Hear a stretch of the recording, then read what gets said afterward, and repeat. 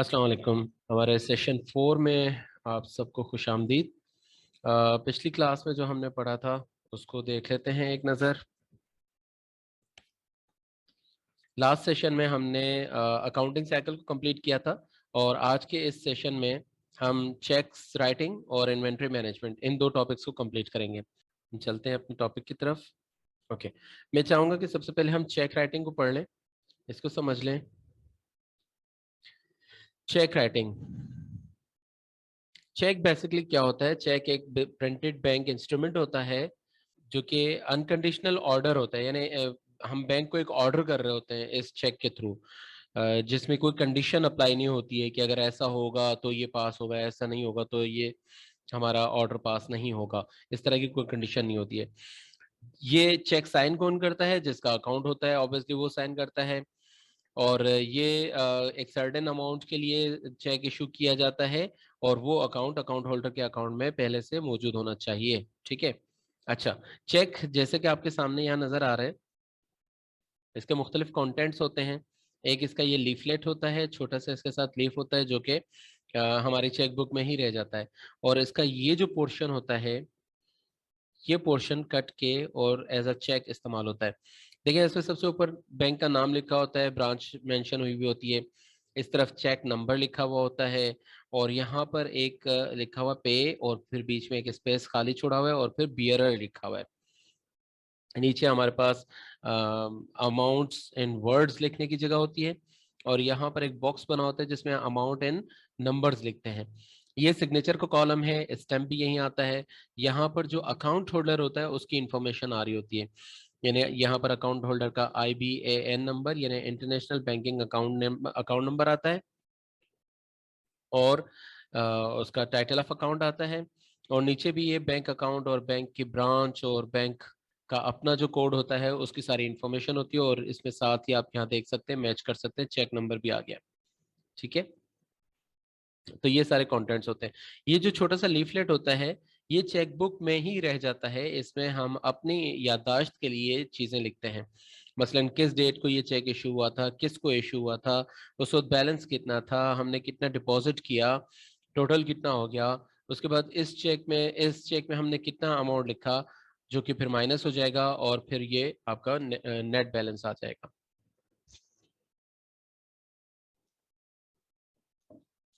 अब चलते हैं हम आगे आगे चल के देखते हैं कि बैंक की सॉरी चेक की कितनी अकसाम होती हैं और उसको किस तरह से लिखा जाता है। टाइप्स और काइंड्स ऑफ चेक ये होते हैं। एक होता है बियरर चेक, ये सबसे आम होता है बियरर चेक। ठीक है, बियरर चेक बेसिकली क्या होता है? ये एक ऐसा चेक होता है जो कोई भी ले जाए बैंक में वो इसको कैश करवा सकता है। मसलन अगर आप खुद चले जाएं, आपके ब्याह पे कोई और शख्स चला जाए, बैंक जिसको नहीं जानता हो वो भी अगर वहां पर जाकर इस चेक को कैश करवाना चाहे तो वो भी कैश करवा सकता है। ये इस तरह से बनता है। आपने सबसे पहले पे ही के आगे या तो आप कैश लिखेंगे या सेल्फ लिखेंगे। अगर सेल्फ लिखेंगे तो आप खुद से जाकर इसको कैश करवा सकते हैं। अगर आप कैश लिखेंगे तो anybody can get it cached, anybody can get it cleared from the bank. ठीक है, जैसा कि आगे इन्होंने लिखा हुआ और द बियरर। ठीक है, या इसका मतलब है कि या कोई भी लेकर आ जाए। फिर हम यहाँ पर अमाउंट इन नंबर्स लिखते हैं, 50,000 जैसे आपने देखा यहाँ लिखा हुआ है। और यहाँ पर हम अमाउंट इन वर्ड्स लिखते हैं, उन्हीं उसी अमाउंट को हम यहाँ पर वर्ड्स में भी लिखते हैं ताकि किसी किस्म की कोई गलती की गुंजाइश बाकी ना रहे। अच्छा, एक चीज जो यहाँ पर मिसिंग है वो है डेट। डेट आपने लाजमी लिखनी है। डेट अगर नहीं होगी चेक के ऊपर लिखी हुई तो आपका चेक कैश नहीं होगा। यहाँ पर ये भी सुन लें और अच्छे तरीके से जहन नशीन कर लें इस चीज को, ये आपको आगे प्रैक्टिकल लाइफ में बहुत काम आएगा। वो बात ये कि जो आप डेट यहाँ पर लिखेंगे, इस डेट से अगले 6 महीने तक आपका चेक काबिल इस्तेमाल होगा। 6 महीने के बाद ये चेक काबिल इस्तेमाल नहीं रहेगा। ठीक है, तो हम पढ़ रहे थे कि यहाँ पर जो भी आप डेट लिखेंगे, फॉर एग्जांपल अगर आप यहाँ पर लिखते हैं कि 1 मार्च 2022, तो उसके अगले 6 महीने तक ये चेक आपका काबिल इस्तेमाल होगा। 6 महीने की डेट गुजरने के बाद ये चेक आपका नल एंड वॉइड हो जाएगा या ये चेक बैंक एक्सेप्ट नहीं करेगा। बैंक सिर्फ और सिर्फ बैंक सिर्फ और सिर्फ वो चेक एक्सेप्ट करता है या उस चेक को क्लियर करता है जिसमें डेट कम से कम 6 महीने से कम पुरानी हो। अगर 6 महीने से ज्यादा पुरानी होगी तो उसको बैंक क्लियर नहीं करता। तो ये हो गई हमारी फर्स्ट काइंड ऑफ चेक कि जिसको हम बियरर चेक कहते हैं। और इसमें बनाने का तरीका क्या है कि सिंपली आपने पे के बाद कैश लिखना है और बियरर को लिखा रहने देना है। यहाँ पर अमाउंट लिखना है, अमाउंट को इन वर्ड्स लिखना है और यहाँ पर डेट्स लिखनी है और सिग्नेचर कर देना है। ठीक है। अच्छा, जब आप किसी ऑर्गेनाइजेशन में काम कर रहे हैं और आपके पास कोई चेक आता है तो आप चेक के अंदर ये सारे कंटेंट्स अच्छे तरीके से चेक करके फिर उसको रिसीव करेंगे। अगर इनमें से कोई भी चीज मिसिंग होगी या गड़बड़ होगी तो आप वो चेक रिसीव नहीं करेंगे, बिकॉज वो चेक बाउंस होने के चांसेस ज्यादा हो जाते हैं। बाउंस यानी बैंक उसको वापस कर देगा, उसे क्लियर नहीं करेगा। क्या क्या कंटेंट्स? एक तो इस जगह पर नाम लिखा होना चाहिए या कैश लिखा होना चाहिए, या अगर ब्लैंक होगा तो उस पर फिर किसी का भी नाम लिखा जा सकता है, आपकी ऑर्गेनाइजेशन का या आपका अपना या किसी थर्ड पर्सन का, किसी का भी नाम लिखा जा सकता है। डेट उसके ऊपर लाजमी लिखी होनी चाहिए और प्रॉपर डेट होनी चाहिए। डेट में सबसे पहले डे लिखा जाएगा, मंथ बाद में आएगा, ईयर सबसे एंड में आएगा। अगर ये रिवर्स होगा या इरेगुलर मैनर में होगा या इससे हटकर किसी दूसरे पैटर्न पे लिखी हुई होगी डेट, तो भी बैंक उसको क्लियर नहीं करेगा। फिर उस पे लाजमी अमाउंट जो इन वर्ड्स और इन नंबर्स जो अमाउंट लिखा हुआ हो वो दोनों आपस में बिल्कुल मैच करते हो। जैसे हमने 50,000 लिखा है तो यहाँ पर भी 50,000 ओनली लिखा होना चाहिए। अगर यहाँ पर 50,000 लिखा है और यहाँ पर 55,000 या कोई भी और दूसरा अमाउंट लिखा हुआ है तो भी बैंक इसको क्लियर नहीं करेगा, वो बाउंस बैक कर देगा। सिग्नेचर होना चाहिए। आप सिर्फ सिग्नेचर होने को चेक कर सकते हैं, सिग्नेचर के सही या गलत होने को सिर्फ और सिर्फ बैंक चेक कर सकता है। आप इसको आमतौर पर चेक नहीं कर सकते। ये हो गया हमारा फर्स्ट काइंड ऑफ चेक। चलते हैं अपने सेकंड काइंड ऑफ चेक की तरफ। Okay, second kind of cheque होता है हमारा ऑर्डर चेक। ऑर्डर चेक में हम पे की जगह पर कैश लिखने के बजाय जिस शख्स को हमने पेमेंट करनी होती है उसका नाम लिख देते हैं, नाम, फुल नाम उसका लिख देते हैं। ठीक है।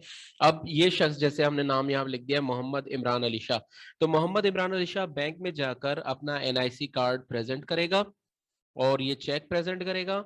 एनआईसी कार्ड इसलिए प्रेजेंट करेगा ताकि बैंक को वेरिफिकेशन हो जाए कि हाँ जी यही शख्स है मोहम्मद इमरान अली शाह। वो वेरीफाई करने के बाद इनका चेक रिलीज कर देंगे या इनका चेक क्लियर कर देंगे और इनको ये पेमेंट कर देंगे। लेकिन सिर्फ मोहम्मद इमरान अली शाह ही जाकर इस चेक को क्लियर करवा सकता है। हाँ, कोई भी ऐसा शख्स जिसका नाम मोहम्मद इमरान अली शाह है या वो नाम है जो इस चेक पे लिखा हुआ है, वो भी इसको क्लियर करवा सकता है।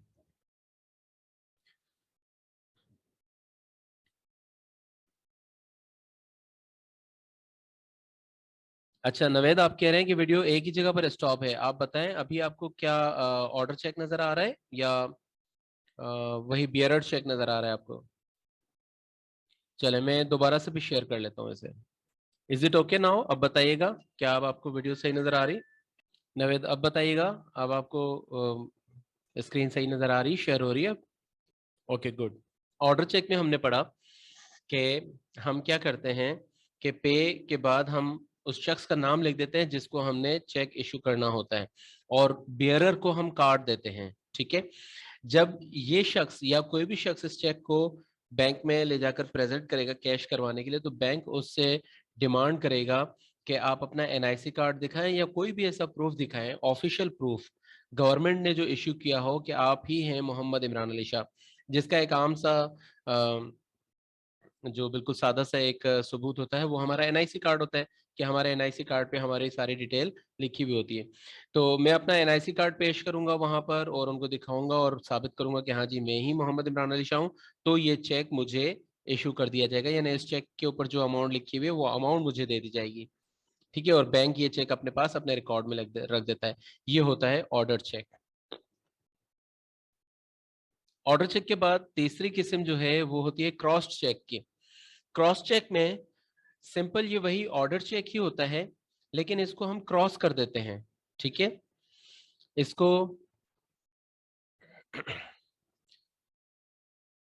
लेफ्ट साइड पर ऊपर के कॉर्नर पर ये दो लाइंस इस तरह लगा दी जाती हैं, तो ये हो जाता है क्रॉस चेक। जब हम ये क्रॉस कर देते हैं इसको, यानी इसके ऊपर ये दो लाइंस लगा देते हैं, तो अब बैंक इस चेक को कैश नहीं करेगा, लेकिन मोहम्मद इमरान अली शाह के अकाउंट में लाजमी इसको ट्रांसफर कर सकेगा। यानी इमरान अली शाह का अपना भी एक अकाउंट होना चाहिए, उसी बैंक में अगर है तो उसी बैंक में जाकर जमा करवाएंगे। अगर किसी और बैंक में या किसी और ब्रांच में अकाउंट है तो ये चेक जाकर उस बैंक या उस ब्रांच में जमा करवाया जाएगा। वो बैंक या वो ब्रांच इस बैंक से और इस ब्रांच से मालूम करेगा, जैसे ये समिट बैंक है और कराची सिटी की ये ब्रांच है, इससे वो मालूम करेंगे कि भाई आप ये हमें बताएं कि इस चेक को क्लियर करना है। अगर ये समिट बैंक की ये स्पेसिफिक ब्रांच इसको क्लियर करेगी कि हाँ ओके ये चेक ओके है, आप इसको क्लियर कर दें, तो मेरा बैंक यानी इमरान अली शाह का बैंक उसके अकाउंट में उतना पैसा ट्रांसफर कर देगा। इसको इस तरह से समझ लें कि हमारे पास दो अफराद हैं, एक का नाम है मिस्टर इमरान, दूसरे का नाम है मिस्टर अहमद। ठीक है, अहमद ने इमरान को देने हैं 50,000 रुपए, तो अहमद क्या करेगा, अपना चेक बना के इमरान के हवाले कर देगा। अहमद का बैंक है हबीब बैंक लिमिटेड, इमरान का बैंक है समिट बैंक लिमिटेड। अहमद ने इमरान को हबीब बैंक लिमिटेड का चेक दे दिया, इमरान ने वो चेक जो कि क्रॉस चेक है अपने समिट बैंक अकाउंट में जाकर जमा करवा दिया। अब समिट बैंक कांटेक्ट करेगा हबीब बैंक से कि भाई ये चेक मेरे पास आया है, क्या ये चेक आपको आपकी तरफ से क्लियर्ड है। अगर हबीब बैंक कह देगा कि हाँ जी मेरे पास से क्लियर्ड है, तो वो चेक की अमाउंट इमरान के अकाउंट में समिट बैंक में जमा कर दी जाएगी और समिट बैंक वो पैसा हबीब बैंक से लेगा। ठीक है, अब वो आपस में कैसे ट्रांजैक्शन करते हैं वो हमारा मैटर नहीं है, यहाँ पर हमारा सब्जेक्ट मैटर वो नहीं है कि बैंक्स आपस में कैसे ट्रांजैक्शन करते हैं। हम अभी सिर्फ ये पढ़ रहे हैं कि हमारे अकाउंट्स में यानी कस्टमर्स के अकाउंट में कैसे ट्रांसफर होंगे। ठीक है, तो समिट बैंक ने एक मरतबा मालूम किया हबीब बैंक से, हबीब बैंक ने चेक को क्लियर कर दिया और वो चेक इमरान के अकाउंट में उसकी अमाउंट ट्रांसफर हो गई। अगर हबीब बैंक कहता है कि नहीं जी अहमद के अकाउंट में तो 50,000 है ही नहीं, उसके अकाउंट में तो 20,000 रुपए रखे, तो ये चेक बाउंस बैक हो जाएगा। ठीक है, इनसफिशिएंट बैलेंस की वजह से ये चेक वापस कर दिया जाएगा। और उस सूरत में क्या होगा कि चेक की अमाउंट इमरान के अकाउंट में आने के बजाय वो चेक इमरान को वापस कर दिया जाएगा। अब इमरान वो चेक अहमद को वापस कर देगा और उससे कहेगा कि भाई आपका ये चेक बाउंस हो गया और आप इसके बदले में मुझे पैसे दें या दूसरा चेक दें, या इन सर्टेन केसेस, इन बहुत ज्यादा वर्स केसेस में इमरान अहमद के ऊपर लीगल केस भी कर सकता है। इनसफिशिएंट बैलेंस का बाउंस चेक इशू करना, यानी जिस चेक के बाउंस होने की ऑलरेडी मुझे गारंटी है, मसलन मुझे पता है कि मेरे अकाउंट में पैसे नहीं है, 50,000 रुपए नहीं है, फिर भी मैंने एक चेक इशू कर दिया 50,000 रुपए का, तो ये एक फैक्ट चेक है और फैक्ट चेक इशू करना एक लीगल ऑफेंस है जो कि काबिल सजा है। तो इसलिए इमरान अहमद के ऊपर एक केस भी कर सकता है, लीगल केस भी कर सकता है, इसलिए कभी भी ऐसा फैक्ट चेक इशू नहीं करना चाहिए। ये होता है क्रॉस चेक। अच्छा, इस तरह का क्रॉस चेक, ये एक और चीज सुन लें, इस तरह का क्रॉस चेक जिसमें सिर्फ और सिर्फ दो लाइंस लगी हुई हो, सिर्फ लाइनें लगी हुई हो और बीच में जगह ब्लैंक हो, इस तरह का क्रॉस चेक आप इंडोर्स भी कर सकते हैं।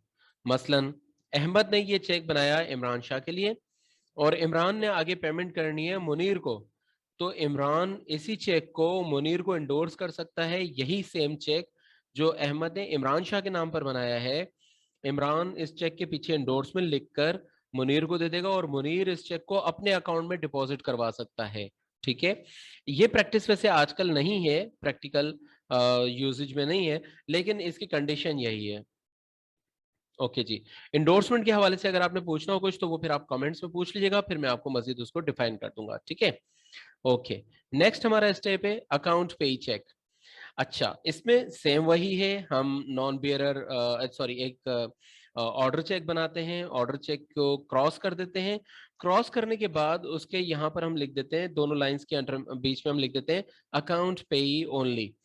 अब ये चेक सिर्फ और सिर्फ मोहम्मद इमरान अली शाह के ही अकाउंट में जाएगा और किसी दूसरे अकाउंट में नहीं जाएगा, यानी ये चेक सिर्फ और सिर्फ ऐसे अकाउंट में जाएगा जिस अकाउंट के अकाउंट होल्डर का नाम या उसका title of account Mohammad Imran Ali Shah है।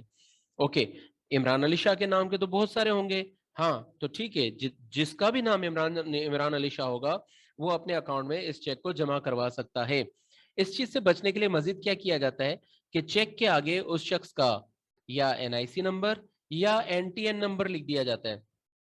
जैसे हमने यहाँ पर नाम लिखा मोहम्मद इमरान अली शाह, अब इसी के आगे अगर हम इसका एनआईसी नंबर भी मेंशन कर देंगे या अगर इसका एनटीएन नंबर भी मेंशन कर देंगे, तो अब हमने ये बिल्कुल स्पेसिफिक कर दिया, क्योंकि एनआईसी नंबर जो इस वाले इमरान अली शाह का है वो पूरे पाकिस्तान में सिर्फ इसी का होगा। एनआईसी नंबर रिपीट नहीं होता, एनटीएन नंबर रिपीट नहीं होता, नाम तो रिपीट हो जाते हैं, लेकिन गवर्नमेंट जो एनआईसी नंबर इशू करती है, गवर्नमेंट जो एनटीएन नंबर इशू करती है, वो आपके बायोमेट्रिक सिस्टम की तरह से होता है। जिस तरह आपका उंगलियों के निशानात होते हैं, वो हर एक इंसान के, पूरी दुनिया के हर एक इंसान के जो उंगलियों के निशानात होते हैं वो डिफरेंट डिफरेंट होते हैं, आपको पता होगा, ठीक है। इसी तरह रेटिना के अंदर जो लाइंस होती हैं, आंख के अंदर जो लाइंस होती हैं वो भी डिफरेंट होती हैं, तो ये इंसान की पहचान होती है। इसी तरह से पाकिस्तान के अंदर किसी शख्स का एनटीएन नंबर, उसका पासपोर्ट नंबर या उसका एनआईसी नंबर, ये बिल्कुल डिफरेंट होते हैं तमाम दूसरे लोगों से। इसलिए अगर आप यहाँ पर किसी का एनटीएन नंबर लिख देते हैं या पासपोर्ट नंबर लिख देते हैं या आप उसका एनआईसी नंबर लिख देते हैं, तो आपने बिल्कुल स्पेसिफिक कर दिया उसी शख्स को। अब ये चेक जिसपे यहाँ पर अकाउंट पे ये ओनली लिखा हुआ है, आपने किसी शख्स का नाम या किसी कंपनी का नाम लिखा हुआ है और उस कंपनी का एनटीएन नंबर लिखा हुआ है, ओके। यहाँ पर ये भी समझ लें, अगर आपने कंपनी का नाम लिखा है तो कंपनी का एनआईसी नंबर तो नहीं होता और कंपनी का मसलन पासपोर्ट नंबर भी नहीं होता, लेकिन कंपनी का एनटीएन नंबर होता है। तो जब आप एनटीएन नंबर लिख देंगे तो आप स्पेसिफिक कर देते हैं किसी एक मखसूस कंपनी को। अब ये चेक किसी दूसरी उसी नाम की दूसरी कंपनी के अकाउंट में भी नहीं जा सकता, ठीक है। और दूसरी बात कि ये चेक अब इंडोर्स भी नहीं हो सकता। देखें इस चेक में और जो प्रीवियस हमने पढ़ा था क्रॉस चेक, इन दोनों में सिर्फ और सिर्फ फर्क ये है कि आपने यहाँ पर बियरर काट दिया है और अकाउंट पे ये ओनली लिख दिया है दोनों लाइंस के बीच में। तो अब ये चेक किसी दूसरे के अकाउंट में आप इसको नहीं डिपॉजिट कर सकते, किसी को इंडोर्स भी नहीं कर सकते आप। जो पिछला चेक था क्रॉस चेक, उसमें तो हमने सीखा था कि अगर इसके इस चेक के पीछे अगर मोहम्मद इमरान अली शाह एंडोर्समेंट करके मुनीर को दे देता है तो मुनीर के अकाउंट में ये चेक डिपॉजिट किया जा सकता है, लेकिन अकाउंट पे ही ओनली में ये कंडीशन भी खत्म हो जाती है। अब ये चेक सिर्फ और सिर्फ इमरान अली शाह के ही अकाउंट में डिपॉजिट होगा। और अगर आप इमरान अली शाह के सामने उसका एनटीएन नंबर या उसका सीएनआईसी नंबर भी लिख देते हैं तो फिर सिर्फ और सिर्फ इसी इमरान शाह के अकाउंट में डिपॉजिट होगा, किसी दूसरे इस मिलते जुलते नाम वाले अकाउंट में भी डिपॉजिट नहीं हो सकेगा। तो ये हमारे थे 4 किस्म के चेक्स जिनको हमने पढ़ा। बियरर चेक हम दोबारा से पढ़ लेते हैं। चेक बेसिकली एक बैंक का प्रिंटेड इंस्ट्रूमेंट होता है जो कि हमें बैंक इशू करता है, ठीक है। और इस ये बिल्कुल अनकंडीशनल होता है, अनकंडीशनल ऑर्डर होता है बैंक को, यानी बैंक को अकाउंट होल्डर की तरफ से एक ऑर्डर होता है विदाउट एनी कंडीशन। इस पे कंडीशन अकाउंट होल्डर खुद डाल सकता है, बैंक की तरफ से कोई कंडीशन लागू नहीं होती है। और ये साइन करता है अकाउंट होल्डर। अकाउंट होल्डर के सिग्नेचर के बगैर भी ये चेक बिल्कुल बेकार है, ये किसी काम का नहीं है। और इसमें कुछ भी अमाउंट लिखकर, जितनी अमाउंट अकाउंट होल्डर के अकाउंट में मौजूद हो, वो किसी भी शख्स या कंपनी या इदारे को वो अमाउंट दी जा सकती है, ठीक है। चेक के कॉन्टेक्ट्स में हमने देखा था कि इसमें 2 लीव्स होती हैं, एक छोटी सी लीफलेट होता है और एक थोड़ा बड़ा लीफ होता है। असल चेक जो इशू किया जाता है वो ये पोर्शन होता है। जो ये छोटा वाला पोर्शन होता है ये हम अपनी याद दहानी के लिए हमारे चेक बुक में ही लगा रहता है, और इसमें हम लिख देते हैं कि कौन सी डेट को हमने ये चेक इशू किया, किसको इशू किया था, उस वक्त बैलेंस अमाउंट कितना था, फिर हमने डिपॉजिट कितना करवाया था, और डिपॉजिट करवाने के बाद हमारे पास टोटल अमाउंट कितना हो गया था, यानी लास्ट जो डिपॉजिट आता है हम वो इसमें लिखते हैं। और उसके बाद फिर हमने ये जो चेक इशू किया था ये कितने का इशू किया था, और जब ये चेक इशू कर दिया तो टोटल अमाउंट में से इसको माइनस कर देंगे, तो फिर बैलेंस जो आ जाएगा वो भी हम यहाँ पर लिख देंगे। ये हमारी अपनी याद दहानी के लिए हम एक छोटी सी शॉर्ट बैंक स्टेटमेंट भी बनाते चले जाते हैं। इसके बारे में मैंने आपको बताया जो लीफ हम इशू करते हैं इसमें क्या क्या कंटेंट्स होते हैं। सबसे ऊपर बैंक का नाम, ब्रांच का नाम, और इस तरफ चेक नंबर लिखा होता है राइट कॉर्नर पर, और ये बार कोड भी डला हुआ, क्यूआर स्कैन स्कैन कोड भी डला हुआ है जो कि बैंक ने अपनी सहूलत के लिए डाला है, ठीक है। इसके नीचे चेक नंबर के नीचे यहाँ पर डेट लिखी जाती है। डेट का फॉर्मेट हमेशा यही रहेगा, डेट पहले आएगी, फिर मंथ आएगा, फिर ईयर आएगा। ठीक है। अगर आप फॉर्मेट को चेंज कर देंगे, अगर आपने फॉर्मेट में गड़बड़ कर दी, तो फिर आपने अपना चेक जाया कर दिया, ये चेक डिसऑनर हो जाएगा। ठीक है, ओके। पे लिखा होता है, फिर एक ब्लैंक होता है, इस ब्लैंक जगह पर आप कैश लिख सकते हैं, किसी का नाम लिख सकते हैं, या सेल्फ लिख सकते हैं। सेल्फ लिखेंगे तो सिर्फ और सिर्फ आप खुद जाकर इसको, यानी जो अकाउंट होल्डर है वो खुद जाकर इस कैश को क्लियर करवा सकता है। कैश लिखेंगे तो कोई भी इसको क्लियर करवा सकता है, कोई नाम लिखेंगे तो वो ऑर्डर चेक हो जाएगा, जैसे हमने आगे पढ़ा। बियरर होता है, बियरर का मतलब है कि या तो ये शख्स या फिर कोई भी जो इस चेक को लेकर आ जाए। रुपीज में हम अमाउंट्स इन वर्ड्स लिखते हैं, और यहाँ पर इस वाले बॉक्स में हम अमाउंट्स इन नंबर्स लिखते हैं, और ये सिग्नेचर का कॉलम है। यहाँ पर एक नीचे लाइन होती है, ये जो छोटा सा बारीक सा लिखा हुआ है ना, देखिए मैं शायद आपको बड़ा करके दिखा सकूं, नहीं बड़ा करेंगे तो इसका पिक्सल टूट जाएगा। यहाँ पर लिखा होता है please do not right below this line. इस लाइन के नीचे ये यहाँ पर एक पोर्शन अलग होता है जहां पर ये कंप्यूटराइज डिजिट्स नंबर लिखे हुए हैं, कंप्यूटराइज टाइप में नंबर लिखे हुए हैं ना।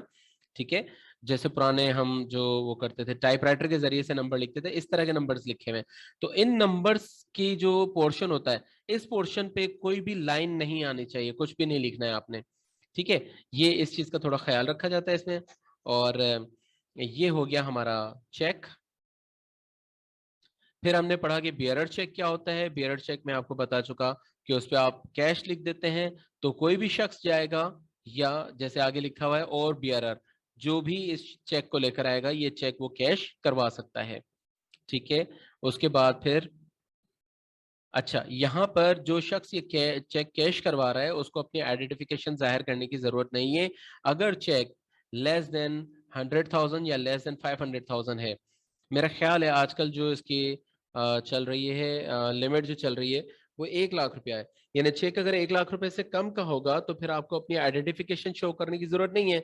लेकिन अगर चेक 1 लाख रुपए से ज्यादा का होगा तो जो कैश करवा रहा है चेक, उसको अपना एनआईसी की कॉपी देना लाजमी होती है।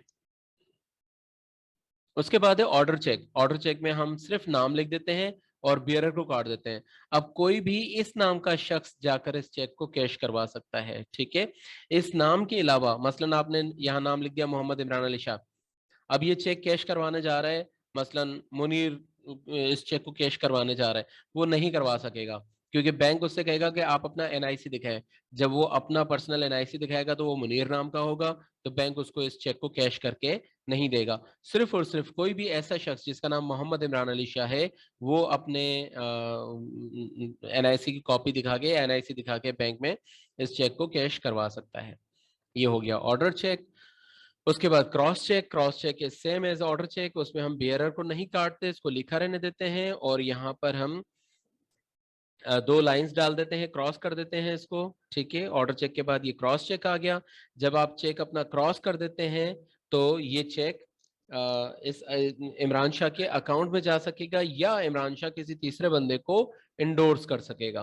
ठीक है, उसके बाद आता है क्रॉस चेक के बाद अकाउंट पेई चेक। अकाउंट पेई चेक में आप इन 2 लाइंस के बीच में अकाउंट पेई ओनली मेंशन कर देते हैं और बियरर को काट देते हैं।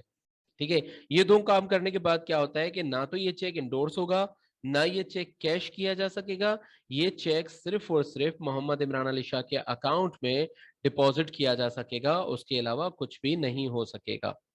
ठीक है, यहां मैंने आपको ये भी बताया कि इसके साथ अगर आप नाम लिखने के साथ एनटीएन नंबर, आमतौर पर एनटीएन नंबर मेंशन किया जाता है, एनआईसी नंबर मेंशन नहीं किया जाता, क्योंकि एनटीएन फर्द वाहिद का भी होता है, एनटीएन कंपनी का भी होता है। ठीक है, तो इसलिए एनटीएन मेंशन किया जाता है।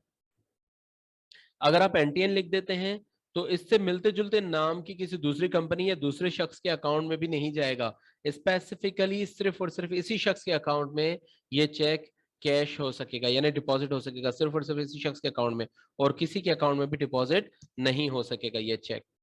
ओके जी, इसके बाद फिर हमने पीडीसी चेक के बारे में पढ़ा, नहीं सॉरी, पीडीसी चेक के बारे में हमने नहीं पढ़ा, हम अभी पढ़ रहे हैं पीडीसी चेक के बारे में। PDC cheque, PDC stand for post dated cheque. ठीक है, जैसे हमने यहाँ लिखा है पोस्ट डेटेड चेक, इसको हम शॉर्ट फॉर्म में लिखते हैं पीडीसी। ये एक बहुत ही आम तौर पर इस्तेमाल होने वाली टर्म है PDC, post dated check. Post dated check एक ऐसा चेक है, मसलन आज क्या डेट है, जैसे आज है 26 ऑफ मार्च, अगर कोई शख्स आपको 26 का चेक दे रहा है या इवन अगर 27 का भी चेक दे रहा है तो वो भी पीडीसी चेक कहलाएगा। यानी जो आज की डेट है, इस डेट के आगे आने वाली, इस डेट के बाद आने वाली कोई भी, यानी इन फ्यूचर की कोई डेट उसमें डालता है तो वो चेक के ऊपर जो डेट डाली जा रही है, अगर वो डेट फ्यूचर, कोई फ्यूचर डेट है तो वो सॉरी पोस्ट डेटेड चेक कहलाता है। जैसे हमने यहाँ भी लिखा है, अ पोस्ट डेटेड चेक और PDC is a cheque that is issued for a future date. For example a cheque, if a cheque is drawn on, अगर एक चेक बनाया गया है 1 जुलाई 2018 पे, और जो ड्रावर है जिसने इस चेक को बनाया है उसमें उस पे डेट इंसर्ट कर दी है 15 अगस्त 2018 की, तो वो कहलाएगा PDC cheque. This is it. Cheques के बारे में अगर आपने कुछ पूछना हो तो आप पूछ सकते हैं। प्रैक्टिकल ऑब्वियसली हम ऑनलाइन क्लास में प्रैक्टिकल सिर्फ उसी सूरत में कर सकते हैं जब आप लोगों के पास चेक्स हों। अगर हम फिजिकल क्लास ले रहे होते तो हम चेक बुक वहां पर प्रेजेंट करते, आपको दिखाते और आपसे चेक्स बनवाते। अब आप ये कर सकते हैं कि अगर आपका अपना अकाउंट है या आप किसी ऐसे को जानते हैं जिनका अकाउंट है, तो उनसे कहें कि आपको अपना चेक दे दें और वो चेक आप बना के देखें उसका, ठीक है, आप बनाएं उसका चेक और इसकी प्रैक्टिस करें, ठीक है। या आप दूसरा काम ये भी कर सकते हैं कि ये मैं आपसे शेयर कर दूंगा गूगल ड्राइव के थ्रू, तो या अगर आप कहेंगे तो मैं आपको ये व्हाट्सएप पे भी शेयर कर दूंगा। आप इसके प्रिंट ले लें, ये ब्लैंक चेक है, इस ब्लैंक चेक के आप प्रिंट्स ले लें और इस पर लिख कर आप अपनी प्रैक्टिस कर सकें, ठीक है। बस चेक्स का हमारा ये बहुत ही सिंपल सा एक टॉपिक था जो कि इख्तिताम को पहुंचा। आमतौर पर लोग ना बैंकों से या बैंक के सामने जाकर हम लोग काफी कंफ्यूज हो जाते हैं जब फर्स्ट टाइम हम बैंक की तरफ जा रहे होते हैं। शायद आप लोगों ने सेकेंड ईयर में या फर्स्ट ईयर में एक इंग्लिश का एक वो टेक्स्ट भी था माय बैंक अकाउंट के नाम से। बहुत हेमरस टाइप का था, यानी बहुत मजाहिया टाइप का था, और उसमें जो ऑथर था वो अपने बारे में बता रहा है कि उसको बैंक से किस तरह डर लगता था, और फिर जब वो बैंक में गया तो उसने कैसे उल्टी सीधी हरकतें की और किस तरह अपने आप को भी एम्बेरस किया, और बैंक में जाने हर नए जाने वाले बंदे को उसने एम्बेरस किया। तो ये आमतौर पे होता है जो भी फर्स्ट टाइम बैंक से इंटरेक्ट करता है तो उसके साथ ऐसा, क्योंकि हमारे जहन में ना बेसिकली ये आ रहा होता है कि बैंक शायद कोई बहुत ज्यादा हाई फाई किस्म का इदारा होगा, क्योंकि वहां पर पैसे ही पैसे होते हैं, ऑब्वियसली वो पैसों में ही बिजनेस, पैसों का बिजनेस कर रहे हैं तो पैसे ही होते हैं वहां पर। तो उनके पैसों की शायद वो प्रेशर होता है जिसकी वजह से हम थोड़े इम्प्रेस हो जाते हैं, बल्कि बहुत ज्यादा इम्प्रेस हो जाते हैं, इतने इम्प्रेस हो जाते हैं कि हम कंफ्यूज हो जाते हैं कि हम बैंक में कैसे जाएं कैसे करें। इस वजह से हम बैंक से रिलेटेड हर मामले में बहुत कंफ्यूज होते हैं। जबकि आपने यहाँ पर देखा होगा कि चेक्स बनाना कितना आसान है, कोई इतना मुश्किल काम नहीं है, ये बहुत आसान काम है चेक बनाना। लेकिन आमतौर पर सिर्फ और सिर्फ हम अपनी कंफ्यूजन की वजह से चेक्स को गलत बना रहे होते हैं, ठीक है। तो अगर आपके कोई क्वेश्चंस हैं तो यू आर मोस्ट वेलकम, अगर क्वेश्चंस नहीं हैं तो फिर हम इस सेशन को यहीं एंड करेंगे और 5 मिनट के बाद मिलेंगे, फिर हम इन्वेंट्री मैनेजमेंट को डिस्कस करेंगे। अच्छा जी। शुरू करते हैं इन्वेंट्री मैनेजमेंट। इन्वेंट्री बेसिकली क्या चीज है? इन्वेंट्री उन आइटम्स को कहते हैं जो हम अपने पास सेल करने के लिए जमा करके रखते हैं, यानी वो गुड्स जो हमारे पास स्टॉक में रखी हैं जिनको हमने आगे चल के बेचना है, इसको हम मर्चेंडाइज भी कहते हैं। अच्छा, जब ट्रेडिंग का बिजनेस होता है तो वहां पर वो आइटम्स जो हमने ऑब्वियसली फॉर फॉर एग्जांपल हमारा एक बिजनेस है, मसलन हम कप खरीद के लाते हैं और वो हम बेच देते हैं, ठीक है, फैंसी कप की शॉप है हमारी, तो हम कप्स खरीद के लाते हैं और उनको हम सेल आउट कर देते हैं, ठीक है। अच्छा, तो इसका मतलब हमारा कमोडिटी सिर्फ एक ही है। अभी हम सपोज यही कर रहे हैं कि हमारे पास सिर्फ एक ही कमोडिटी है, तो ये हमारा गुड्स इन स्टॉक हो जाएगा। जो हमारे पास कप्स जितने भी रखे हुए हैं वो हमारे पास गुड्स इन स्टॉक हो जाएंगे, ठीक है, या इन्वेंट्री, गुड्स इन इन्वेंट्री हो जाएगा, ठीक है। अच्छा, लेकिन जो मैन्युफैक्चरिंग कंसर्न्स होते हैं, जो कंपनियां मैन्युफैक्चरिंग कर रही होती हैं, उनके पास मुख्तलिफ किस्म की इन्वेंट्री होती है। उनके पास गुड्स इन स्टॉक भी होता है, और उनके पास रॉ मटेरियल भी होता है, उनके पास वर्क इन प्रोसेस भी होता है, मतलब इन सब चीज़ों की इन्वेंट्री होती है। ठीक है। मसलन रॉ मटेरियल की इन्वेंट्री होती है, उनके पास कंपोनेंट पार्ट्स की एंट्री होती है, उनके पास वर्क इन प्रोसेस की एंट्री होती है, इन्वेंट्री होती है, और उनके पास फिनिश गुड्स की इन्वेंट्री होती है। ठीक है, ओके। ये सब चीजें क्या हैं, ये हमारा यहाँ का टॉपिक नहीं है, लेकिन मैं आपको थोड़ा सा समझा दूं। रॉ मटेरियल वो मटेरियल होता है जिससे हम अपना फिनिश गुड बनाते हैं। फॉर एग्जांपल, एक कंपनी, जो जैसे अभी हमने कहा कि हमारा बिजनेस है कि हम फैंसी कप्स खरीद के और उनको बेचते हैं, तो जो फैंसी कप्स बनाने वाली कंपनी होगी उसके लिए रॉ मटेरियल क्या होगा? उसके लिए रॉ मटेरियल होगा उस कप के बनाने का मटेरियल। मसलन वो उस कप को बनाने के लिए खास किस्म की मिट्टी परचेज करते हैं जिससे वो कप बनाते हैं, तो वो मिट्टी उनका मटेरियल हो जाएगा, रॉ मटेरियल हो जाएगा। और उसके ऊपर वो कलर करते हैं, पेंट करते हैं, तो वो पेंट या वो जो कलर उन्होंने परचेज किया है वो उनका रॉ मटेरियल हो जाएगा। अच्छा, इसके बाद फिर वो उसके ऊपर कुछ प्रिंटिंग भी करते हैं, तो वो प्रिंटिंग मटेरियल वो भी उनका रॉ मटेरियल हो जाएगा। ठीक है। या बाज़ वक़्त आपने देखा होगा कप्स के अंदर या कप्स के नीचे वाली साइड पर कुछ स्टिकर्स लगे हुए होते हैं, तो वो स्टिकर्स भी उनके रॉ मटेरियल हो जाएंगे। अच्छा, कंपोनेंट पार्ट्स, इन इस कप को बनाने के लिए हम मिसाल के तौर पर बात करते हैं कि इस कप को बनाने के लिए एक डाई आती है। ठीक है, एक मशीन आती है जिसके अंदर कप की सारे जो मटेरियल है, उसका जो मट्टी है उसको गोंद के और डाल दिया जाता है, और फिर उसमें सांचे में ढाल के और उसको कप को बनाया जाता है, वो उसका कंपोनेंट है। उसके कुछ पार्ट्स हैं, ठीक है, मसलन वो उस मशीन को चलाने के लिए, उसको इलेक्ट्रिसिटी फराहम करने के लिए, या उसको रोटेट करने के लिए, घुमाने के लिए, उसके कुछ जो छोटे मोटे पुर्जे हैं, तो वो पुर्जे कंपोनेंट्स कहलाएंगे, उसके पार्ट्स कहलाएंगे। तो उनकी भी इन्वेंट्री उनको रखनी पड़ेगी ताकि उनका जो प्रोसेस है वो स्मूथली होता रहे। अच्छा, अब कुछ कप्स ऐसे होंगे at the end of the month जो कंप्लीट हो चुके होंगे, वो जो कंप्लीट हो चुके होंगे कप्स या मग्स, वो आपके फिनिश गुड में आ जाएंगे। लेकिन कुछ कप्स ऐसे होंगे जो अभी आधे अधूरे होंगे।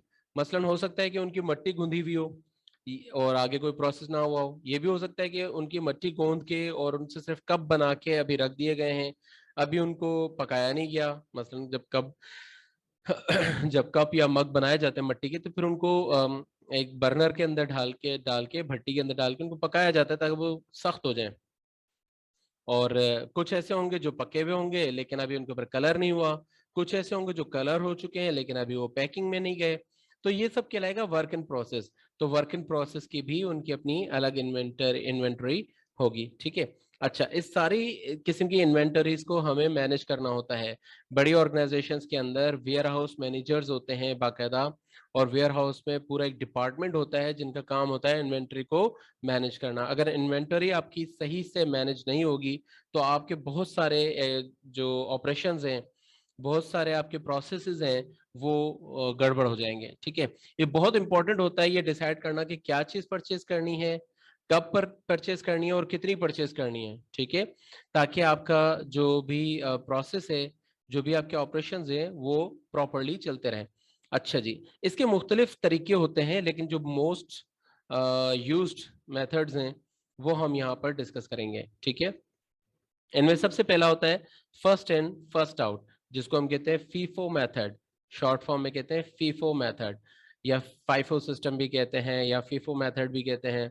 ये होता है फर्स्ट इन फर्स्ट आउट, जैसे कि अपने नाम से जाहिर है, FIFO, first in first out. जो चीज पहले आएगी वो पहले जाएगी। बहुत ज्यादा इस्तेमाल होने वाला मेथड है ये। कहाँ कहाँ इस्तेमाल होता है? देखिए, जो डिस्पेंसरीज होंगी यानी मेडिकल स्टोर्स, क्योंकि मेडिकल स्टोर पे हर एक चीज, हर एक दवाई पर उसकी एक्सपायरी डेट लिखी होती है। तो अगर मैंने मसलन पैनाडोल का एक डब्बा आज परचेज किया है और पैनाडोल का एक डब्बा मैंने एक हफ्ते के बाद परचेज किया है, तो मैं चाहूंगा कि पहले मेरा पहले परचेज किया हुआ आइटम सेल आउट हो जाए, और जो बाद में परचेज किया है वो फिर बाद में सेल आउट हो, क्योंकि उसकी जो एक्सपायरी डेट होगी वो थोड़ी आगे के दिनों तक की होगी। जो मैंने पहले परचेज किया उसकी एक्सपायरी डेट वो पहले खत्म हो जाएगी।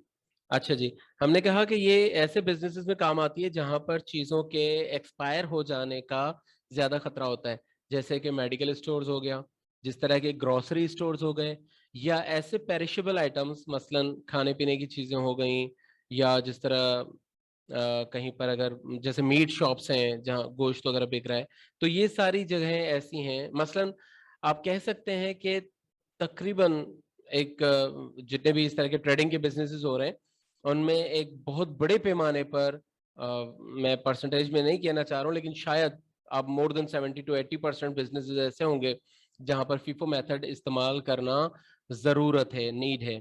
ठीक है, यहाँ हमने नीचे कुछ रिकमेंडेशंस भी लिखी हैं कि कहाँ कहाँ पर इसको इस्तेमाल किया जा सकता है। The size and the price of the unit is really large, जहां पर यूनिट की प्राइस और उसका साइज बहुत बड़ा हो। मसलन अगर आप गाड़ियां बेच रहे हैं तो उसका आपको पता है साइज गाड़ियों का बड़ा ही होता है और उनकी प्राइसेस भी बड़ी होती है, या इसी तरह कोई बड़ी मशीनरी बेच रहे हैं। ठीक है, अच्छा, लॉट नंबर्स और batch numbers of the material are needs to be tracked. ठीक है, जो आपके आपने देखा होगा अगर कोई भी आप वो खरीदते हैं, मेडिसिन खरीदते हैं, तो उस पर बैच नंबर लिखा हुआ होता है। ठीक है, तो वो बैच नंबर अगर उसको ट्रैक किया जाना जरूरी हो तो उसके लिए भी ये मेथड रिकमेंडेड है। अच्छा, there are only few different receipts of the materials are on the material card or bin card at the time।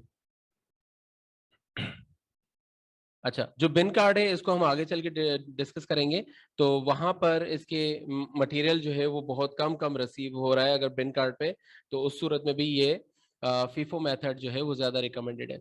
Okay, जो हमारा दूसरा मेथड है वो है हमारा लीफो मेथड, या इसको बाज औकात लोग लाइफो मेथड भी पढ़ते हैं। लीफो या LIFO stands for last in first out. ठीक है, अच्छा, ये मेथड कहाँ यूज होता है?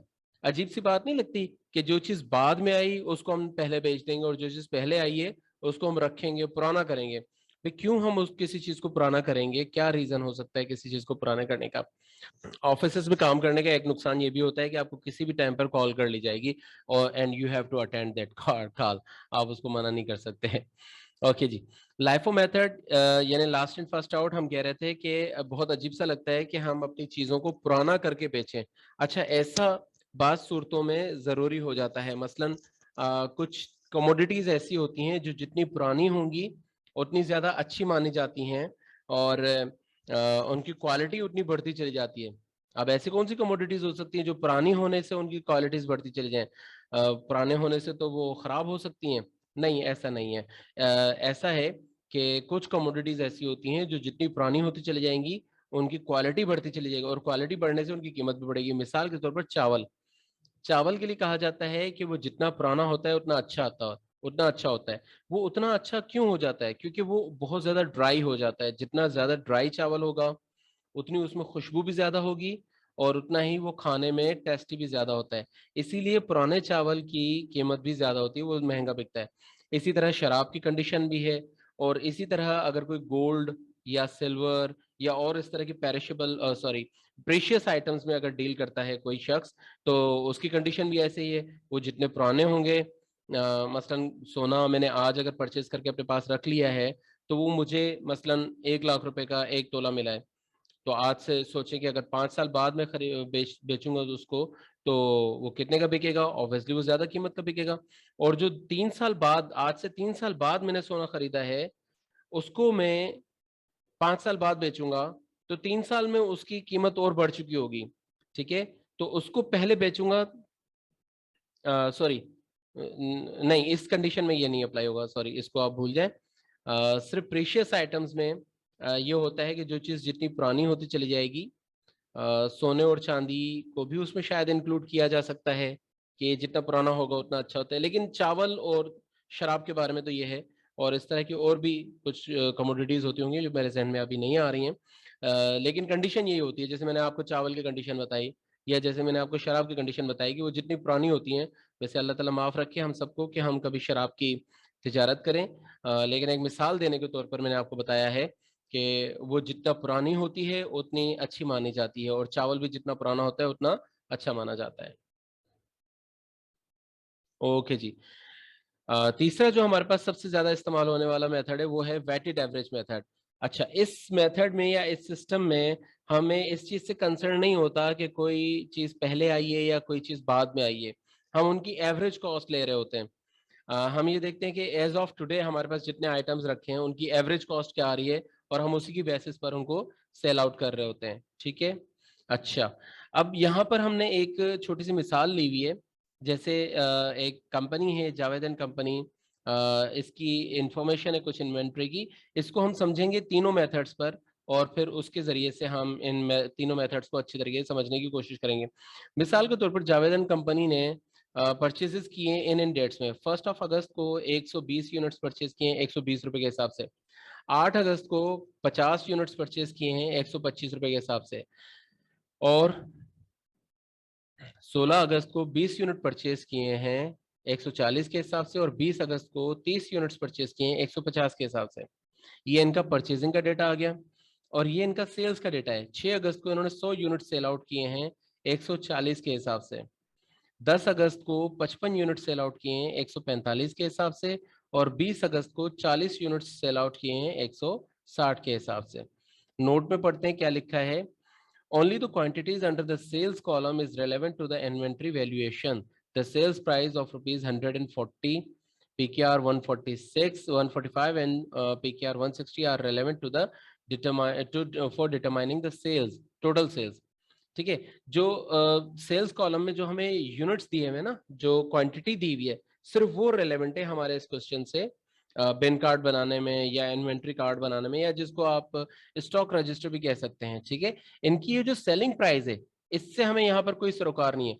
सेलिंग प्राइस को हम टोटल सेल निकालने के लिए तो इस्तेमाल करेंगे, लेकिन अपने इन्वेंट्री वैल्यूएशन के लिए सेलिंग प्राइस को यूज नहीं करेंगे, क्योंकि इन्वेंट्री हमेशा कॉस्ट प्राइस पे होती है। याद रखिएगा, इन्वेंट्री हमेशा कॉस्ट प्राइस पे होती है। अब इसका सोल्यूशन हम तीनों मेथड से करके देख लेते हैं। सबसे पहले आ गया फीफो मेथड। तरीका क्या है इसका, सबसे ऊपर आप लिखेंगे कंपनी का नाम, फिर जिस मेथड पे आप इन्वेंट्री वैल्यूएशन कर रहे हैं वो मेथड लिखेंगे, ठीक है, और फिर आप लिखेंगे बिन कार्ड। आमतौर पर ये भी बने बनाए आते हैं, स्टॉक रजिस्टर्स बने बनाए आते हैं, ठीक है, तो हम उन्हीं को यूज कर रहे होते हैं। या नॉर्मली अब तो बल्कि ये सारा काम भी हमारा कंप्यूटराइज्ड होता है, वहां पर हमने सिर्फ यूनिट्स इंसर्ट करने होते हैं और उनकी परचेज प्राइस इंसर्ट करनी होती है। आगे पूरी कैलकुलेशन मेथड भी उस पर ऑलरेडी सेटल्ड होता है और वो पूरी कैलकुलेशन ऑटोमेटिक चल रही होती है। अच्छा जी, अब इसमें क्या हुआ, हमारे पास 3 कॉलम्स बने होते हैं, परचेजेस का, इशूड का और बैलेंस का। इशूड को आप सेल्स भी लिख सकते हैं इसके साथ, सोल्ड, ठीक है, issued to the production department या सोल्ड टू द आउटसाइड, ठीक है, कुछ भी कह लें आप इसको। यहाँ पर हमने सेल्स का पैटर्न लिया हुआ है तो इसलिए हम यहाँ पर सोल्ड लिख सकते हैं। और अगर हम मैन्युफैक्चरिंग डिपार्टमेंट में हैं, किसी मैन्युफैक्चरिंग कंसर्न के साथ काम कर रहे हैं, तो वहां पर क्योंकि स्टॉक से इशू होता है माल सेल करने के लिए नहीं, बल्कि किसी दूसरे डिपार्टमेंट को इशू होता है, तो इसलिए वहाँ इशूड लिखा जाता है। ओके, अब ट्रांजेक्शन्स की तरफ आते हैं। सबसे पहले हमारी ट्रांजेक्शन है 1 अगस्त पर 2021 पे हमने यूनिट्स परचेज किए 120, और उसकी प्राइस है एट द रेट ऑफ 120, तो टोटल अमाउंट आ गया 14,400।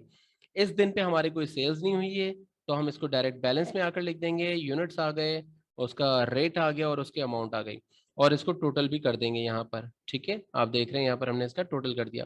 ओके, फिर उसके बाद हमारे पास 6 अगस्त पर सेल्स की एक एंट्री है। हमने क्या किया था, 6 अगस्त को हमारे पास अभी कितने यूनिट्स रखे हैं, 120। इन 120 में से हमने 100 यूनिट्स बेच दिए हैं। इन यूनिट्स की टोटल अमाउंट कितनी थी, क्या वैल्यू आ रही थी, 120, तो 120 के हिसाब से ये हो गए 12,000 रुपए के। अच्छा, अब बैलेंस में आए, देखिए क्या होता है बैलेंस में। बैलेंस में लास्ट ट्रांजेक्शन हमें बता रही थी कि हमारे पास यूनिट्स थे 120। हमने 6 अगस्त को उसमें से बेच दिए 100 यूनिट्स, रिमेनिंग हमारे पास बच गए 20 units at the rate of 120, total amount 2,400। और इसको भी यहाँ पर टोटल करेंगे, 20 यूनिट्स आ गए 2,400 के हिसाब से। 8 अगस्त पे दोबारा हमारे पास परचेजिंग की एंट्री है। अच्छा, जब हम फीफो मेथड कर रहे हैं, first in first out method कर रहे हैं, तो बैलेंस में हमेशा परचेज करते हुए पहले प्रीवियस बैलेंस लिखा जाएगा, फिर परचेज को लिखा जाएगा। देखिए मैंने ऊपर वाली लाइन पे प्रीवियस बैलेंस को लिखा है, ये पूरा कॉलम 8 अगस्त का है, ठीक है, ये पूरा कॉलम 8 अगस्त का है। इसमें इस 8 अगस्त पे हमने सबसे पहले परचेजेस, सॉरी, प्रीवियस बैलेंस को लिखा है, फिर हमने परचेजेस को लिखा है। तो प्रीवियस अमाउंट बैलेंस था हमारे पास 20 यूनिट्स 120 के हिसाब से 2,400 रुपए के। 8 अगस्त को हमने मजीद परचेजेस किए 50 यूनिट्स 125 रुपए के हिसाब से 6,250 रुपए के। टोटल यूनिट्स हो गया हमारे पास 20 और 50, 70। टोटल में हम रेट नहीं लिखेंगे इसका, लेकिन टोटल अमाउंट लाजमी लिखेंगे हम 2400 और 6250 रुपए, इन दोनों का टोटल हो गया 8650 रुपए। अगली ट्रांजेक्शन पे चलते हैं। अगली ट्रांजेक्शन हमारी सेल्स की ट्रांजेक्शन है। ओके, फीफो मेथड में जब हम सेल्स करते हैं तो पहले हम पुराने वाले यूनिट को बेचते हैं। देखिए हमारे पास यहाँ रखे हुए थे 20 यूनिट और 50 यूनिट। हमने 10 अगस्त को सेल कितने की है? अपने क्वेश्चन में चलकर देखते हैं कि हमने 10 अगस्त पे सेल कितने की है। हमने 10 अगस्त पे सेल की है 55 यूनिट्स की। तो आइए अब इसकी कंडीशन देखते हैं कि हम इसमें से कैसे बेचेंगे। हमारे पास दो किस्म की इन्वेंट्रीज हैं, एक 20 यूनिट्स हैं 120 रुपए के हिसाब से, दूसरे हमारे पास 50 यूनिट्स हैं 155 रुपए के हिसाब से। तो इसमें सबसे पहले हम ये जो 20 यूनिट्स हमारे पास रखे हुए हैं पहले हम इनको बेचेंगे 120 रुपए वाले, और फिर मजीद जो हमारे यूनिट्स हैं वो हम इन 50 यूनिट्स में से बेचेंगे। तो देखिए हमने यही किया है, पहले हमने 20 यूनिट्स 120 रुपए वाले बेच दिए 2400 रुपए के। फिर ये जो 50 यूनिट्स हैं इनमें से हमने टोटल हमने कितने करने हैं, 55 यूनिट सेल करने हैं।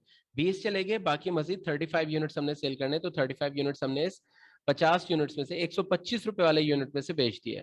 ठीक है, जिनकी वैल्यू हो गई 4375 रुपए के। ओके, ये 20 यूनिट जो हमारे पास रखे थे ये सारे के सारे बिक गए, यानी 120 वाला अब हमारे पास कोई भी यूनिट नहीं है तो बैलेंस में वो नहीं आएगा। ठीक है, जबकि ये 50 यूनिट में से 35 यूनिट्स हमारे चले गए, 125 वाले 50 यूनिट्स में से 35 यूनिट्स चले गए और बाकी 125 वाले 15 यूनिट्स हमारे पास बच गए। तो हमने बैलेंस में ये लिख दिया 15 units of 125 eight the rate of 100 इन 1875, और टोटल में भी हमारे पास यहाँ यही आ गया। फिर अगेन 16 अगस्त को हमने परचेजिंग की है 20 यूनिट्स 120 रुपए के हिसाब से, 2800 रुपए के 140 रुपए के हिसाब से। यहां पर भी हम बैलेंस में वही करेंगे, सबसे पहले हम अपना प्रीवियस बैलेंस लिखेंगे। ठीक है, फिर जो न्यू परचेजेज है अब उसको लिखेंगे। अब हमारे पास हो गए 15 यूनिट्स पहले के थे, 20 यूनिट्स हमने अभी परचेज किए, टोटल हमारे पास 35 यूनिट्स हो गए। ओके, फिर 20 अगस्त को हमने मजीद 30 यूनिट्स परचेज किए हैं। अब इन यूनिट्स की कीमत हो गई है 150। ठीक है, 150 रुपए के हो गए ये यूनिट्स। तो हमने क्या किया कि बैलेंस में आकर सबसे पहले सबसे पुराना बैलेंस लिखा 15 यूनिट्स जो 125 वाले थे, उसके बाद ये 20 यूनिट्स जो 140 वाले थे उसके बाद के परचेज किए हुए वो लिखे हमने, और तीसरे नंबर पर हमने आकर ये 30 यूनिट्स लिखे 150 रुपए वाले जो कि 4500 रुपए के हैं। तो इस तरह हमारे पास एज ऑफ 20 अगस्त टोटल यूनिट्स हो गए 65, जिनकी टोटल कीमत है 9175 रुपए। ओके, फिर आप देखें 25 अगस्त को क्या हो रहा है। 25 अगस्त को हमने सेल करने हैं, कितने यूनिट सेल करने हैं हमने यूनिट्स टोटल सेल करने 40।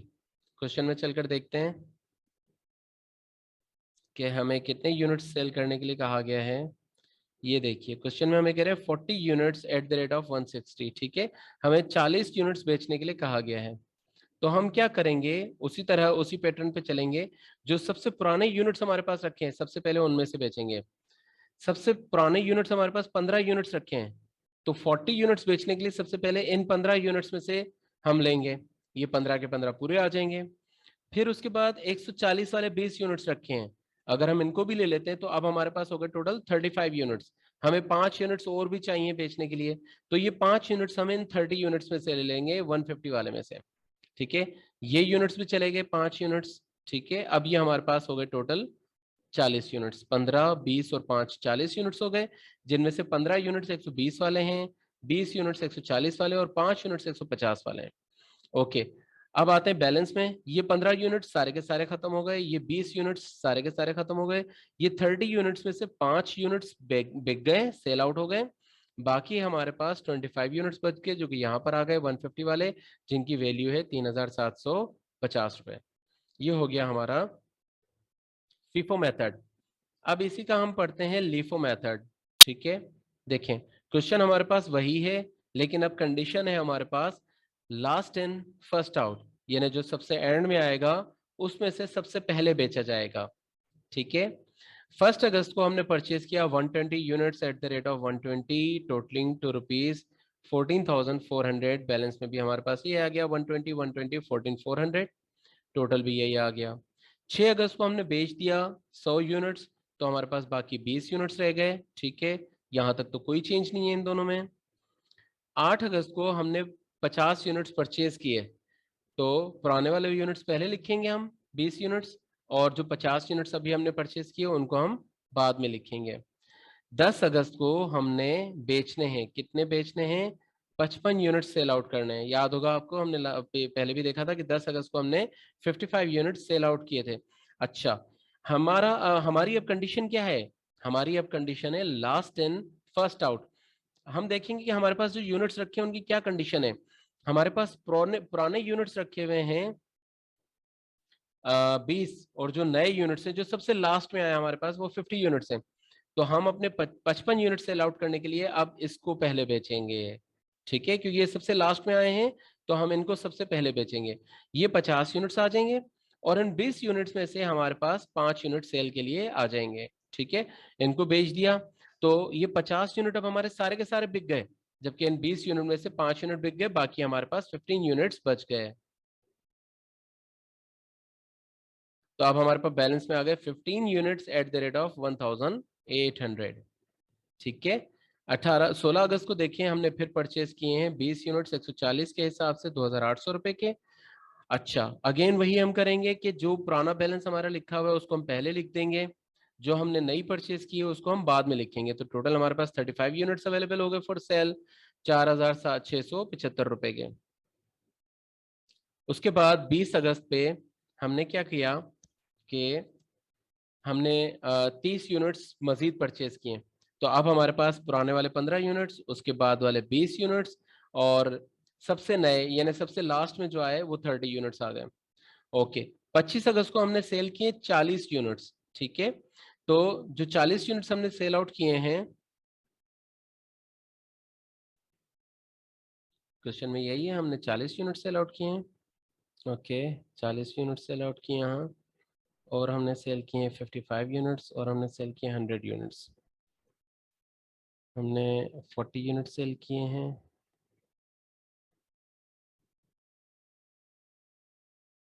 तो हमने क्या यहाँ कहीं कोई गलती की? क्योंकि एंडिंग यूनिट्स हमारे पास 25 आ रहे थे, यहाँ पर भी 25 ही आने चाहिए। 65 में से हमने 30 ये सेल कर दिए। ओके, ये गलती हुई है ना, यहाँ पर 20 नहीं बल्कि 25 नहीं, बल्कि अभी हम इसको डिस्कस कर लेते हैं, ठीक है। हमारे पास क्या है, हमने सेल करने 25 अगस्त को 40 यूनिट्स, तो हमारे पास जो इन्वेंट्री है वो है 65 यूनिट्स की। 65 यूनिट्स की कंपोजिशन क्या है? सबसे पुराने यानी जो सबसे पहले पहले यूनिट्स आए थे वो 15 यूनिट्स हमारे पास हैं। उसके बाद वाले जो यूनिट्स आए थे वो 20 यूनिट्स हैं, और जो सबसे लास्ट जो यूनिट्स आए हैं वो 30 यूनिट्स हैं। हमारा मेथड इस वक्त चल रहा है लास्ट एंड फर्स्ट आउट। तो जब हम ये सेल करेंगे 25 पे, तो हम सबसे लास्ट वाले को सबसे पहले बेचेंगे, ठीक है। 40 यूनिट्स पूरे करने के लिए हमें सबसे पहले ये 30 यूनिट्स लेने हैं, ठीक है। उसके बाद 40 यूनिट्स पूरे करने के लिए हमें मजीद 10 यूनिट्स चाहिए। तो ये 10 यूनिट्स हम इससे पुराने वाले जो यूनिट है हमारे उसमें से निकालेंगे, इन 20 यूनिट्स में से हम निकालेंगे, ठीक है। तो 20 में से 10 ही आ गए हमारे पास, तो इन दोनों की कंपोजिशन को हम सेल आउट कर देंगे। ओके, ये जो 15 यूनिट्स हैं जो सबसे पुराने हैं, सबसे फर्स्ट में जो हमारे पास आए थे, इनमें तो कोई चेंज नहीं आया, ये एज इट इज आ जाएंगे हमारे पास। 15 यूनिट्स 125 के हिसाब से 1875 का। ये जो 20 यूनिट्स थे इनमें से 10 यूनिट सेल आउट हो गए, और बाकी हमारे पास बच गए 10 units. This was a mistake. 140 के हिसाब से 1400 हो जाएगा ये, ठीक है। तो यहाँ पर भी ये हो जाएगा 2000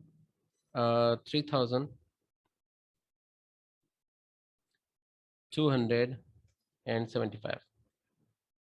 Am I right? Yes, 3275 ये हमारा हो गया last in first out method, ठीक है। ओके जी। अब हम आते हैं अपने वेटेड एवरेज मेथड पे। वेटेड एवरेज मेथड को भी हम थोड़ा जल्दी जल्दी पढ़ लेते हैं, ये आसान होता है, मुश्किल नहीं होता, तो ये जल्दी से हमें समझ में आ जाएगा। ओके, सबसे पहले हमने परचेज किया 1 अगस्त को 120 units at the rate of 120, balance में भी हमारे पास ये आ गया 120 units at the rate of 120। फिर 6 अगस्त को हमने इसमें से 100 यूनिट्स बेच दिए, तो 20 यूनिट्स हमारे पास रिमेनिंग बच गए। 8 अगस्त को हमने मजीद परचेज कर लिए 50 यूनिट्स। अब हम क्या करेंगे, अब हम जैसे हम पिछली दोनों मेथड्स में लिख रहे थे ना, दोनों इन्वेंट्रीज को अलग अलग मेंशन कर रहे थे, अब हमने वो नहीं करना। हमने यहाँ पर टोटल करके लिख देना है। 20 यूनिट ये प्रीवियस वाले, 6 अगस्त वाले 20 यूनिट्स, और 8 अगस्त के ये 50 यूनिट्स, इन दोनों को टोटल करके 20 और 50, इन दोनों को टोटल करके हम यहाँ लिख देंगे 70। और रेट अभी नहीं लिखेंगे, बल्कि पहले इन दोनों की वैल्यूज को टोटल करेंगे। 6250 रुपए इसके और 2400 रुपए इसके, तो टोटल हो गया 8650 रुपए। ठीक है, अब 8650 को 70 से डिवाइड करेंगे, जो रेट आएगा वो रेट हम यहाँ पर लिख देंगे सिंपली। ठीक है, फिर 10 अगस्त को हमने सेल आउट करने हैं 55 यूनिट्स। हमारे पास टोटल यूनिट्स है 70, इन 70 में से 55 यूनिट्स आपने सेल आउट कर दिए, बाकी आपके पास बच गए 15 units at the rate of 123.75, और उनकी टोटल वैल्यू आपके पास आ गई 1853 रुपए 57 पैसे। ओके, 20 अगस्त को फिर आपने, सॉरी 16 अगस्त को फिर आपने 20 यूनिट्स परचेज किए 140 के हिसाब से। परचेजेस में तो आप यही लिख देंगे 2800, लेकिन जब आप बैलेंस में आएंगे तो 20 यूनिट्स ये और 15 यूनिट्स ये, टोटल हो गए 35 यूनिट्स। इसी तरह इन 20 यूनिट्स का अमाउंट 2800 और 15 यूनिट्स का ये अमाउंट 1853, दोनों को प्लस करके हम यहाँ लिख देंगे 4653। अब इस 4653 को हम डिवाइड करेंगे 35 से, जो वैल्यू आएगी वो यहाँ लिख देंगे, इसका पर यूनिट रेट लिख देंगे। ठीक है, एवरेज रेट आ गया ये, इसीलिए हम इसको कहते हैं वेटेड एवरेज मेथड। ठीक है, क्योंकि यहाँ पर हम एवरेज कर रहे होते हैं टोटल अमाउंट को भी और यूनिट प्राइस को भी। उसके बाद फिर हमने 20 अगस्त को 30 यूनिट्स मजीद परचेज कर लिए हैं। प्रीवियस हमारे पास रखे थे 35, 30 हमने आज परचेज किए 20 अगस्त को, तो हमारे पास टोटल हो गए 65। इनकी अमाउंट्स को भी टोटल कर देंगे, वैल्यूज को। ठीक है, 4500 का ये है और 4653 के पुराने थे, टोटल हो गए 9153। ठीक है, 9153.57 को आप डिवाइड कर देंगे 65 से, तो आपके पास आंसर आ जाएगा 140.80। वो आप एवरेज रेट इसका यहाँ लिख देंगे। 25 अगस्त को हमने इन 65 में से सेल आउट कर दिया 40 यूनिट्स को।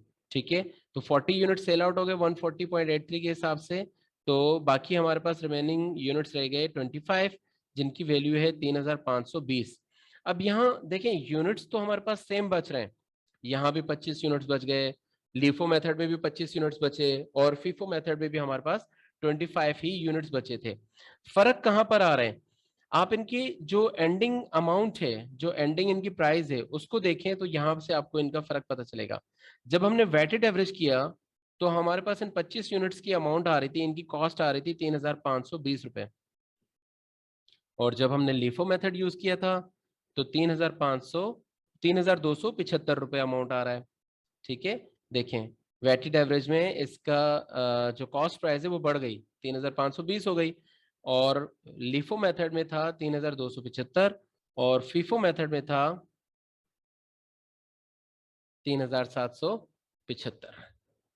ये डिफरेंस आता है हमारी इन्वेंट्री को, उसकी जो वैल्यू होती है, इन्वेंट्री की जो कॉस्ट होती है, उसको डिफर कर देता है। अच्छा, ये जो डिफरेंस होता है, ये हम बहुत सारी जगहों पर मुख्तलिफ तरीकों से इसको इस्तेमाल करते हैं।